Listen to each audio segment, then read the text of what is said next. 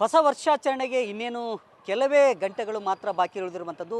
ಅಂಥ ಸಂದರ್ಭದಲ್ಲಿ ಇಡೀ ಬೆಳಗಾವಿ ನಗರದ ಆಯಾ ಗಲ್ಲಿಗಳಲ್ಲೂ ಸಹ ಏನಂತಂದರೆ ಓಲ್ಡ್ ಮ್ಯಾನ್ಗಳನ್ನು ಪ್ರತಿಷ್ಠಾಪನೆ ಮಾಡಿ ಇವತ್ತು ರಾತ್ರಿ 12 ಗಂಟೆಗೆ ಏನಂತಂದರೆ ಅವುಗಳನ್ನು ದಹಿಸೋ ಮೂಲಕ ಹೊಸ ವರ್ಷವನ್ನು ಬರಮಾಡಿಕೊಳ್ಳಲಿಕ್ಕೆ ಬೆಳಗಾವಿ ನಗರ ಏನಂತಂದರೆ ಎಲ್ಲ ರೀತಿಯ ಸಜ್ಜಾಗಿರುವಂಥದ್ದು.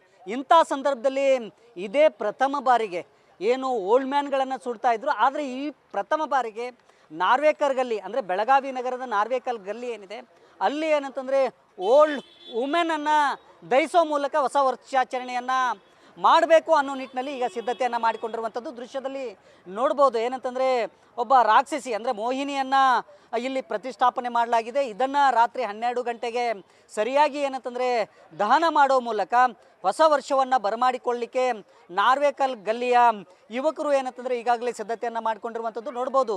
ದೃಶ್ಯದಲ್ಲೂ ಸಹ ನಿಮಗೆ ತೋರಿಸ್ತಾ ಹೋಗ್ತೀನಿ ಯಾವ ರೀತಿ ಏನಂತಂದರೆ ರಾಕ್ಷಸಿ ಅಂದರೆ ಮೋಹಿನಿಯ ಒಂದು ರೂಪವನ್ನು ಇಲ್ಲಿ ಬಿಡಿಸಿದ್ದಾರೆ. ಅವಳು ಏನಂತಂದರೆ ಒಂದು ಪಲ್ಲಕ್ಕಿಯಲ್ಲಿ ಕೂತು ಏನಂತಂದರೆ ಕುಳಿತಿರುವಂಥ ದೃಶ್ಯವನ್ನು ನೋಡ್ತಾ ಇದ್ದೀವಿ. ಮತ್ತು ಕೂದಲು ಜೊತೆಗೆ ಏನಂತಂದರೆ ಏನು ಒಂದು ಥೀಮನ್ನು ಮಾಡಿದ್ದಾರೆ.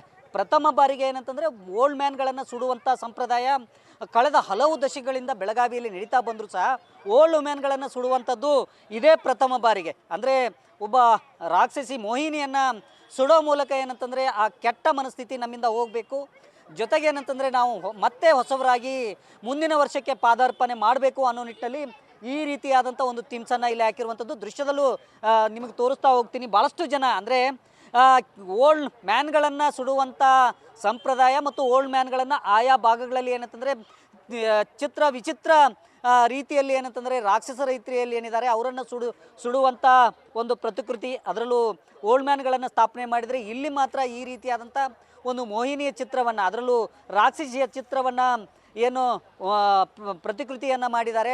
ಇದನ್ನು ನೋಡಲಿಕ್ಕೆ ಭಾಳಷ್ಟು ಜನ ಸೇರ್ತಾ ಇದ್ದಾರೆ. 12 ಗಂಟೆ ಸುಮಾರಿಗೆ ಏನಂತಂದರೆ ಈ ಮೋಹಿನಿಯನ್ನು ಸುಡೋ ಮೂಲಕ ಹೊಸ ವರ್ಷವನ್ನು ಬರಮಾಡಿಕೊಳ್ಳಿಕ್ಕೆ ನಾರ್ವೇಕಲ್ ಗಲ್ಲಿಯ ಜನ ಏನಂತಂದರೆ ಮುಂದಾಗಿರುವಂಥದ್ದು. ಕ್ಯಾಮ್ರಾಮನ್ ನಾಗೇಶ್ ಜೊತೆ ಶ್ರೀಕಾಂತ್ ಕುಕ್ಕಡಿ, ನ್ಯೂಸ್ ಫಸ್ಟ್ ಬೆಳಗಾವಿ.